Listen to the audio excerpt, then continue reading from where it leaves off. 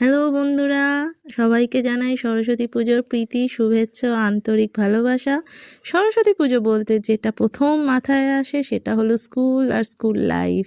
তাই আজ আমি দেরি না করে চটপট রেডি হয়ে পৌঁছে গেছিলাম সেই স্কুলে, আমার ছোটোবেলার স্কুল, শিবপুর ভবানী বালিকা বিদ্যালয়, হাওড়া। যেখানে গিয়ে প্রচুর পুরনো স্মৃতি মনে এসে গেল। পুরনো বন্ধুদের খুব মিস করেছি। অনেক পুরনো বন্ধুদের সাথে দেখা হয়ে গেল, ছবি তোলা।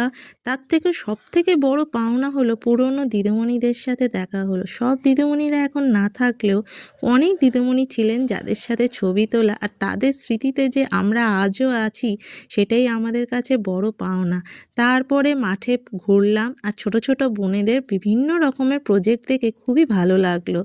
আপনারা আজ স্কুলে কে কে গেছেন আর সরস্বতী পুজো কীভাবে এনজয় করলেন অবশ্যই আমাকে কমেন্টে জানাবেন। আর আমার ভিডিওটা কেমন লাগলো সেটাও কিন্তু জানাতে ভুলবেন না।